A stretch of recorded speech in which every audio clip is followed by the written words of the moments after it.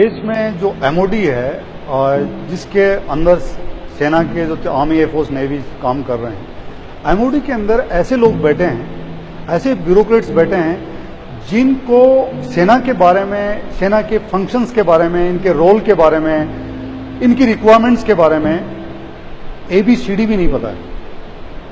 वो किसी कैडर में कहीं IAS रहे हैं, उनके यहाँ आ गए हैं, 2-4 साल के लिए आते हैं। उन जब तक वो समझते हैं तब तक एक तो उनका ईगो इतना हाई है कि उनको लगता है कि जैसे इनको इतनी फैसिलिटी क्यों मिल रही है। बहुत सारे लोगों को मैं ये भी कहना चाहूंगा, जो लोग बोलते हैं कि सेना में आपको कैंटीन में सस्ती दारू मिलती है, ये मिलता है, वो मिलता है।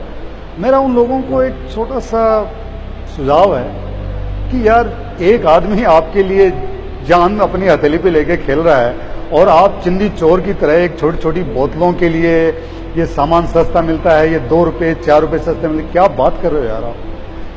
कैंटीन इसलिए खोली गई थी कि जो सेना का जवान या उसका परिवार जहां पे है उसके नजदीक एरिया में, ताकि अगर वो वहां पे नहीं है, वो जाके वहां से सामान खरीद सके, रोजमर्रा की चीजें, साबुन तेल पानी ये खरीद सके। यार, आप हर सैटरडे संडे को आप जाते हो, क्लब्स में जाते हो, पार्टियां करते हो, घर पे एनिवर्सरी मनाते हो, बर्थडे मनाते हो, तो क्या ये कोई दूसरे प्लेनेट से थोड़ना है। सैनिक भी तो इसी समाज के अंदर आपके ही साथी हैं, आपके ही देश के नागरिक हैं, तो इनके घर पे भी फंक्शन तो होते ही हैं।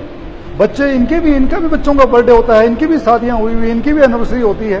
तो क्या एक just for example Delhi cantt में रहने वाला एक जवान या उसकी बीवी क्या जाके गुड़गांव या नोएडा या कहीं साकेत किसी मॉल में जाके सामान खरीदेगा? इतना ही तो इनके पास वक्त है। इनकी ड्यूटी लगती है 15-15 घंटे, थोड़ा सा वक्त मिलता है परिवार के साथ। तो कैंटीन इसलिए खोली गई है कि आसपास जाके अपना सामान खरीद लें।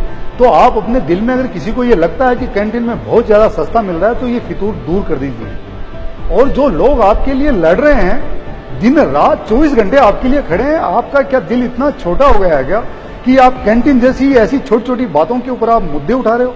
कभी सैनिकों का जो MOD वाले हैं उनके राशन कार्ड देते हैं, कभी को नॉन फंक्शनल अपग्रेडेशन है उसके ऊपर रोक देते हैं। जब प्रधानमंत्री ने 1 रैंक 1 पेंशन लागू किया, उसके लिए मैं उनको बधाई देना चाहूंगा, नरेंद्र मोदी साहब को।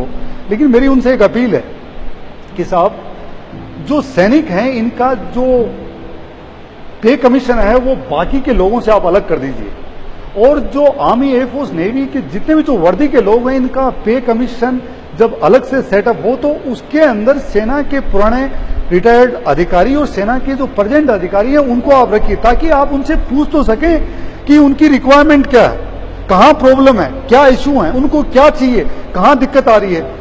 एक MOD में बैठा हुआ बाबू आता है, सेना की गाड़ी में घूमता रहता है और फिर सेना के हकों को काटता रहता है। कभी राशन काट दिया, कभी ड्रेस काट दी, कभी हथियार की कुछ राउंड काट देगा।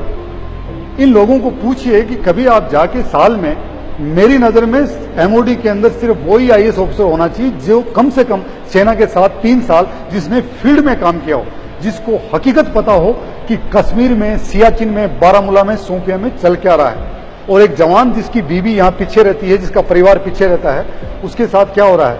या एक वो रिटायर्ड सैनिक जिसका ECHS का कार्ड कहाँ का बना हुआ है, उसका एक्स सर्विसमैन का कार्ड कहाँ का बना हुआ है, कैंटीन में जाता है उसको सामान नहीं मिलता है, उसके लिए कुछ नहीं कर रहे हैं। तो मेरी अपील है प्राइम मिनिस्टर से कि सेना के लिए एक अलग से पे कमीशन आप लागू कर दीजिए।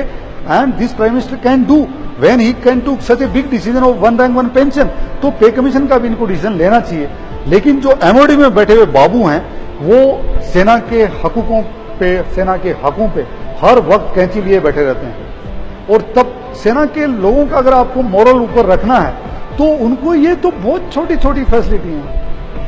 एक आदमी जो परिवार से दूर रह रहा है, इतनी हार्डशिप में रह रहा है, अपनी जान के साथ खेल रहा है, परिवार से दूर रह रहा है, और जो सिर्फ 34-35 साल में रिटायर हो जाता है, उसके बाद में सेकंड करियर का ऑप्शन का कुछ पता नहीं है। लेकिन वक्त बदल रहा है। जो सैनिक हैं, देश के रिटायर्ड लोग हैं, जब वो वहां पे लड़ सकते हैं तो अपने अधिकारों के लिए भी लड़ेंगे। और वक्त पड़ेगा तो जो जनता का जो मानसिक जो एक सोच है सेना के बारे में, वो भी बदलेगी।